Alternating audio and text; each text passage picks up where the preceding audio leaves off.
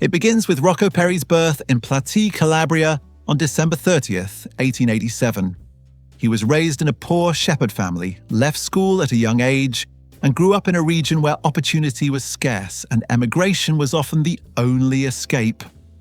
In 1903, he left Italy for the United States, entering as a laborer with no money and little education. 5 years later, in 1908, he crossed into Canada, moving between Montreal, Cobalt, and Toronto in search of work. These early years were marked by unstable employment, physical labor, and exposure to marginal communities where authority was distrusted, and survival often depended on bending the rules. During this period, Perri began forming contacts with men who already had criminal records, laying the groundwork for the path he would later follow. By 1912, Rocco Perri stopped drifting. He settled permanently in Toronto, and for the first time, his name appeared in police files tied to deliberate criminal acts. That year, he was connected to an extortion scheme in North Bay, where a house owned by Donato Glionna was set on fire. The man arrested for the arson, Camillo Tuzzoni, told police that Perri had hired him. It was an early glimpse of how Perri operated, using others to carry out violence while keeping distance from the act itself. Around the same time, Perri met Bessie Starkman. She was a Polish-Jewish immigrant, married with 2 children, living in Toronto's Ward District, one of the city's poorest neighborhoods. Perri boarded in her home. The relationship quickly became personal, then permanent. Starkman left her husband and children and went with Perri to St. Catharines, where he worked on the Welland Canal and in bakeries run by fellow Calabrian immigrants. Life there was hard and isolating. Money was scarce. They had few friends and fewer protections. Starkman later described being shunned even among other immigrants. When canal funding was cut during the First World War, Perri lost his job. He drifted through bakery work and sales while Starkman focused on keeping them afloat. Eventually, they moved again, this time to Hamilton, where they opened a small grocery and tried to stabilize their lives. What held them together was not comfort, but resolve. Perri brought connections. Starkman brought discipline and financial sense. Together, they learned how to survive outside the law without attracting attention. This period was not about power or profit yet. It was about learning how systems worked, who could be bribed, and where rules bent under pressure. By the time opportunity arrived, both of them were ready to take it. In 1916, the Ontario Temperance Act came into force, and with it, the moment that changed Rocco Perri's life. The sale and distribution of alcohol were restricted, and almost overnight, demand surged. At first, Perri and Bessie Starkman sold alcohol quietly, moving small amounts through familiar faces.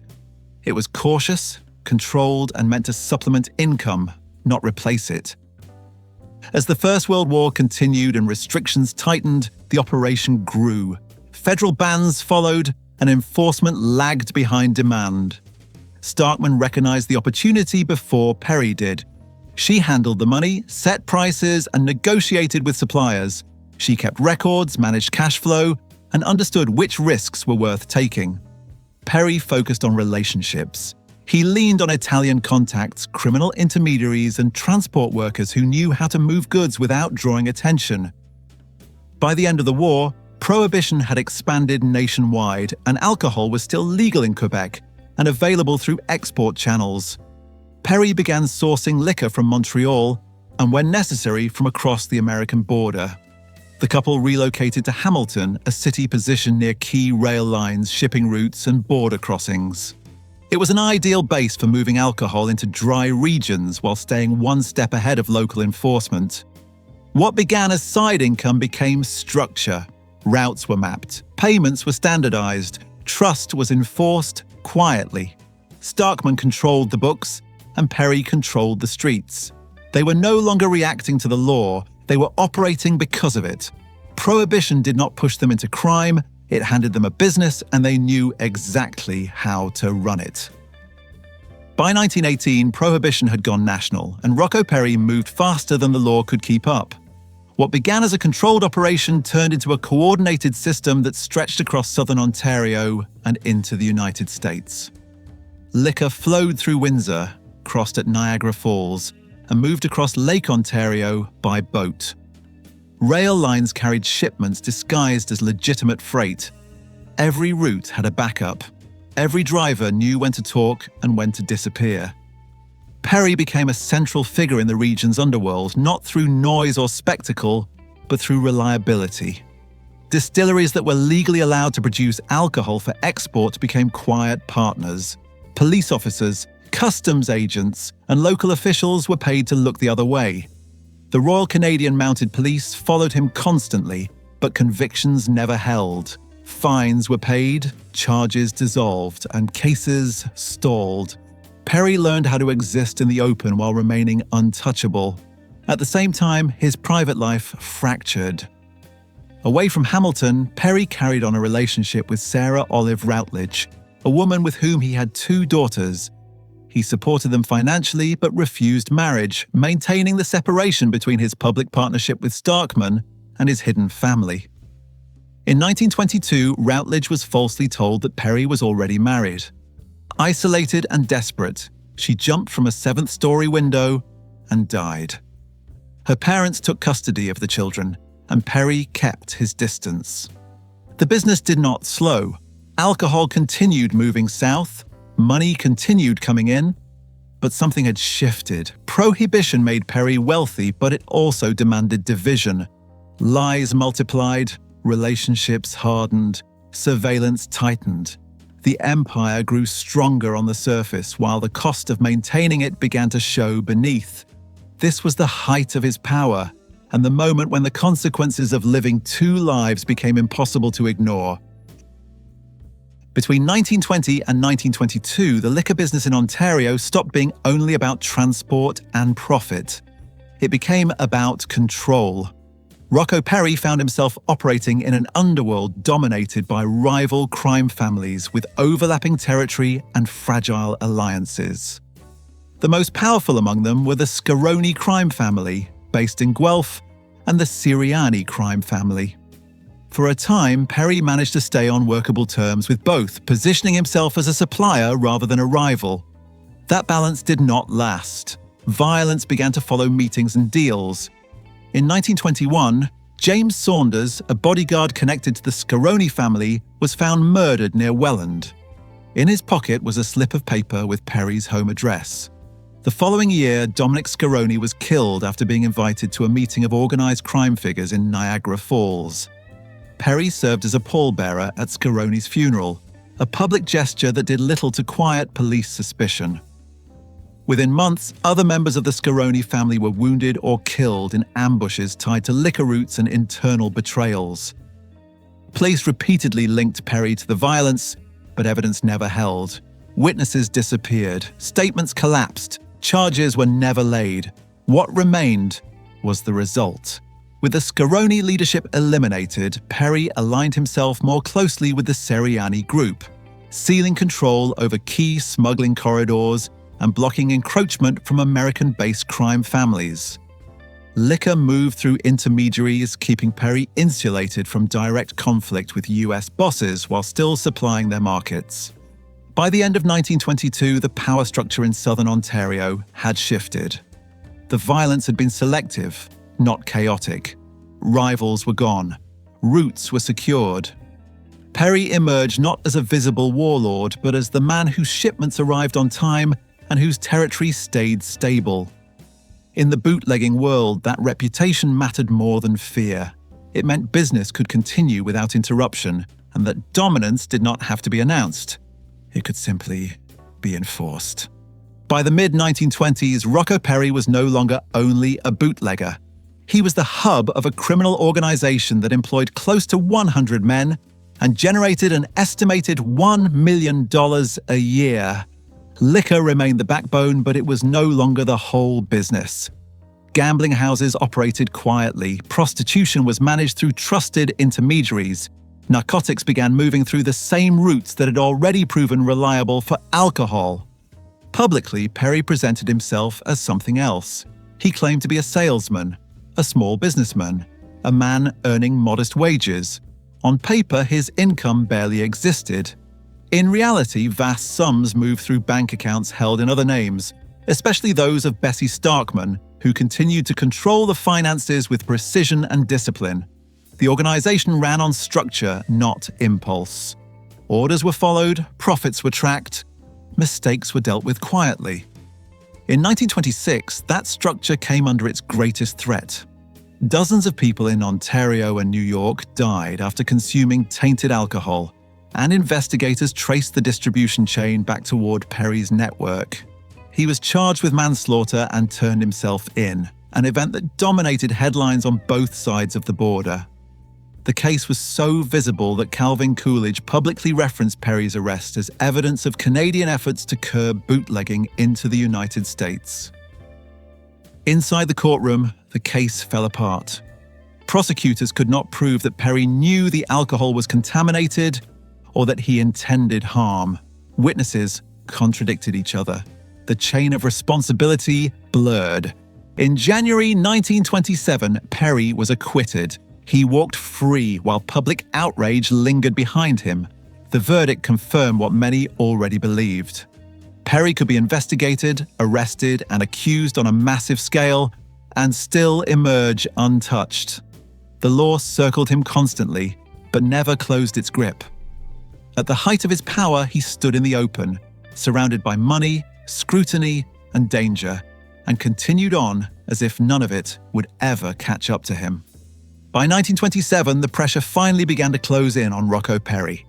He was compelled to testify before royal commissions investigating smuggling and tax evasion, inquiries that pulled back the curtain on how liquor moved through Ontario during Prohibition.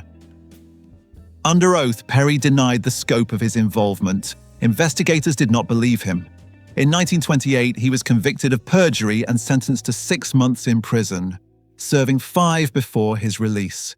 It was the first time the legal system managed to hold him in place. That same period brought structural change. Ontario repealed Prohibition in 1927, ending the outright ban on alcohol sales. Government-controlled liquor outlets and early closing laws kept black market drinking alive. But the margins narrowed. Bootlegging still paid, though not the way it once had. Roots mattered less. Influence shifted. Perri remained active, but the certainty that had defined his peak years was gone. Then, on the night of August 13, 1930, the foundation collapsed. Bessie Starkman was ambushed in the garage of their Hamilton home as she stepped from Perri's car. Shot at close range with a shotgun, she died at the scene. Perri chased the attackers into the street but returned to find Starkman already gone. No one was ever charged. Her death removed more than a partner. Starkman had been the financial core, the negotiator, the strategist who kept the organization disciplined and solvent. Without her, Perri lost the person who understood the business better than anyone else. He was left exposed, grieving, and surrounded by rivals who saw opportunity in his isolation. From that night forward, his power no longer rested on structure. It rested on memory, reputation, and fear, none of which could replace the person who had kept the operation together. The 1930s stripped away the conditions that had once protected Rocco Perri. The Great Depression collapsed demand, tightened borders, and reshaped political priorities on both sides of the border. In 1933, the United States repealed Prohibition, ending the single most profitable market Perri had ever known. The liquor trade did not disappear, but it no longer revolved around him. The money slowed, the routes changed, the leverage was gone. Perri adapted the only way he knew how. With Annie Newman at his side, he shifted into gambling operations in Toronto and became involved in counterfeiting and smuggling schemes meant to replace lost revenue. Newman was practical and involved, but the organization they ran together lacked the scale and discipline that had existed under Starkman. Rivals sensed weakness, and old alliances no longer held. In 1938, the danger turned physical. On March 20th, dynamite was placed beneath the veranda of Perri's home, destroying it in a controlled explosion. He survived. 8 months later, on November 23rd, a bomb planted under his car detonated, throwing him clear of the blast. He was not seriously injured, but 2 associates were badly wounded. The message was unmistakable. Someone wanted him gone, and they were no longer being subtle. In 1939, authorities charged Perri with bribing customs officials in Windsor, accusing him of corrupting public officers to move goods across the border. One customs agent agreed to testify against him, claiming regular payments. The case went to trial in early 1940. Once again, Perri was acquitted, his defense dismantling the credibility of the witness. The verdict kept him free, but it did not restore his standing. By the end of the decade, Perri was still alive, still careful, and still known. But power had moved elsewhere, the underworld had changed, and the man who once shaped it was now reacting to forces he no longer controlled. In 1940, war reached into Rocco Perri's life in a way no rival ever had. After Italy entered World War II, the Canadian government moved quickly against Italian nationals and Italian Canadians it considered security risks. Perri was arrested without resistance and sent to Camp Petawawa, interned under wartime measures as a potential enemy alien. There was no trial, no conviction was required. Reputation was enough. Inside the camp, Perri kept a low profile. Fellow internees later described him as quiet, polite, and withdrawn. He played cards, followed rules, and avoided talking about his past. As the months turned into years, depression set in. He spoke often about Calabria, about home, about a life that no longer existed. The man who once controlled borders and supply lines now lived under guard, cut off from money, influence, and information. While Perri was locked away, the underworld reorganized itself. Old alliances dissolved. Former associates found new patrons. Power in Ontario shifted toward men aligned with Stefano Magaddino, the dominant figure in Buffalo organized crime. By the time Perri was released in October 1943, his absence had been filled completely. The routes were controlled by others. Decisions were made without him. His name no longer carried authority. When he returned, there was no comeback waiting. The criminal world he had helped build had moved on, and it had done so deliberately. Perri was tolerated, not welcomed. Watched, not trusted. He was free, but excluded from the only life he had ever known. The war had not ended him physically, but it had erased his place in the system. What remained was a man with a past, and very little future. On April 23, 1944, Rocco Perri was seen for the last time. He had dinner at the Hamilton home of his cousin, Joe Surge, on Murray Street West. Late in the morning, Perri complained of a headache and said he was going out for a walk to clear his head. He stepped outside and never came back. There were no witnesses, no struggle was reported. He simply vanished. Police searched, but nothing surfaced. No body, no blood, no confirmed sightings. Investigators concluded that Perri had likely been murdered, most likely killed quietly and disposed of in Burlington Bay, a method commonly associated with organized crime. The Royal Canadian Mounted Police later remarked that they would not find his body until the bay dried up. No charges were ever laid. In the years that followed, rumors replaced evidence. Some claim Perri had been eliminated by rivals who now controlled the Ontario underworld. Others believed he escaped, living under an assumed name in the United States. Decades later, letters surfaced suggesting he was alive in New York State into the early 1950s. But none of those claims were supported by official records. There is no death certificate, no confirmed burial, no final proof of survival. What remains is absence. Perri did not fall in a courtroom or die in prison. He disappeared the way his world often erased people, quietly, completely. His vanishing marked the end of an era when Canadian bootlegging was shaped by individual operators rather than centralized crime families.